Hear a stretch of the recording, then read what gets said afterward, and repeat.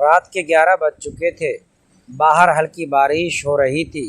ठंडी हवा खिड़की से अंदर आ रही थी। मैं जोया अपने कमरे में बिस्तर पर लेटी हुई एक रोमांटिक कहानी पढ़ रही थी। मेरा कमरा दीदी के कमरे के ठीक बगल में था। दीवारें ज़्यादा मोटी नहीं थी, इसीलिए कभी कभी हल्की आवाज़ें आ जाती। दीदी कुसुमा और जीजू विनोद सिर्फ 8 महीने पहले शादी करके हमारे शहर आए थे। कमरे में दोनों रात के समय प्यारी प्यारी और मीठी मीठी बातें करते और दोनों मिलकर मालिश भी करते, मतलब दोनों कबड्डी भी खेलते। जीजू जो अपनी पूरी ताकत दीदी के ऊपर डाल देते, दीदी को दर्द भी होता और मज़ा भी आ रहा था। दोस्तों, वीडियो में आगे बढ़ने से पहले वीडियो को लाइक और हमारे चैनल को सब्सक्राइब ज़रूर कीजिएगा। दोस्तों, वीडियो बनाने में बहुत मेहनत लगता है, इसीलिए दोस्तों प्लीज़ वीडियो को लाइक करके और हमारे चैनल को सब्सक्राइब करके हमारा सपोर्ट ज़रूर कर दीजिएगा। दोस्तों, चलते हैं आज की कहानी की तरफ। मम्मी पापा के साथ रह रहे थे। दीदी की शादी के बाद घर में एक नई खुशी और मस्ती आ गई थी। जीजू बहुत मिलनसार और हंसमुख इंसान थे। दीदी उनके साथ हमेशा मुस्कुराती रहती थी। आज रात कुछ अलग महसूस हो रहा था। मैं किताब पढ़ रही थी कि अचानक दीदी की हल्की दबी हुई हंसी सुनाई दी। फिर जीजू की गहरी प्यार भरी आवाज़ आई, आरती, आज बहुत याद आ रही थी तुम्हारी। दीदी ने शर्माते हुए कहा, श्श, धीरे बोलो ना, रिया बगल वाले कमरे में है, वो जाग रही होगी। तो जीजू हंसे, अरे वो तो सो गई होगी, हम बस थोड़ी देर बातें कर रहे हैं। लेकिन उनकी बातें धीरे धीरे चुप्पी में बदल गई। मैं समझ गई कि दोनों बहुत करीब आ गए हैं। मेरा चेहरा अनजाने में गर्म हो गया। मैंने तकिया कान पर रख लिया ताकि कुछ न सुन पाऊँ। फिर भी मन बार बार उधर ही जा रहा था। मुझे लगा कि दीदी और जीजू का प्यार कितना गहरा और जीवंत है। शादी के बाद भी उनका रोमांस कम नहीं हुआ था।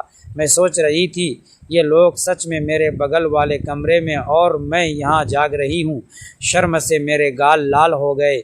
कुछ देर बाद सब शांत हो गया, सिर्फ बारिश की बूंदों की आवाज़ आ रही थी। मैंने राहत की सांस ली और आखिरकार नींद आ गई। अगली सुबह जब मैं किचन में गई, दीदी चाय बना रही थी। उनका चेहरा थोड़ा निखरा हुआ और आंखों में एक खास चमक थी। जीजू टेबल पर बैठे अखबार पढ़ रहे थे। मुझे देखते ही दोनों ने मुस्कान दी। दीदी ने पूछा, जोया बेटा, रात को अच्छे से सोई? बारिश की वजह से ठंड तो नहीं लगी? मैंने शरारत से मुस्कुराते हुए कहा, हाँ दीदी, सो तो गई, लेकिन पहले थोड़ी देर कुछ खास लोरी सुनकर। दीदी का चेहरा तुरंत लाल हो गया। उन्होंने चाय का कप नीचे रख दिया और मुझे घूरा। जीजू अखबार से मुंह छिपाते हुए हंस पड़े। शैतान कहीं की, दीदी ने धीरे से कहा, तुम्हें कुछ सुनाई भी दिया था क्या? मैंने कंधे उचकाते हुए कहा, बस हल्की हल्की आवाज़ें, जैसे कोई बहुत प्यार से बात कर रहा हो। मैंने सोचा शायद आप लोग पुरानी यादें ताज़ा कर रहे होंगे। जीजू अब खुलकर हंस दिए।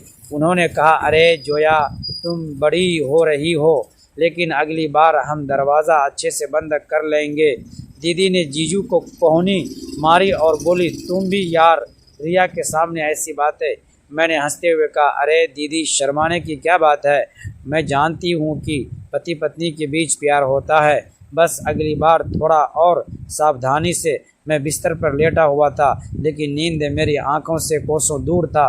पता नहीं क्यों दिल घबराया जा रहा था, जैसे कुछ होने वाला हो। तभी अचानक टक टक टक खिड़की पर किसी ने हल्की हल्की दस्तक दी। मैं एकदम से उठ बैठा। दिल की धड़कन तेज़ हो गई। इतनी रात को इस बारिश में कौन हो सकता है? मैंने हिम्मत जुटाकर धीरे धीरे खिड़की की ओर कदम बढ़ाए। जैसे ही मैंने पर्दा हटाया, मेरी सांसें थम गई। खिड़की के बाहर एक लड़की खड़ी थी। भीगी हुई बाल उसके चेहरे से चिपके हुए थे और उसकी आंखें सीधे मेरी आंखों में देख रही थीं। वो धीमी आवाज़ में बोली, दरवाज़ा खोलो, मुझे अंदर आने दो। उसकी आवाज़ में एक अजीब सी ठंडक थी, जैसे वो इंसान ही न हो। मेरे हाथ कांपने लगे। दिमाग कह रहा था, दरवाज़ा मत खोलो, लेकिन दिल जाने क्यों उसकी बात मानने को मजबूर हो रहा था। और तभी वो लड़की मुस्कुराई, ऐसी मुस्कान जो इंसान की नहीं हो सकती थी। अब आगे क्या हुआ, क्या मैंने दरवाज़ा खोला या नहीं? दोस्तों, अगली पार्ट देखने के लिए प्लीज़ हमारे चैनल को सब्सक्राइब करके हमारा सपोर्ट कर दीजिएगा।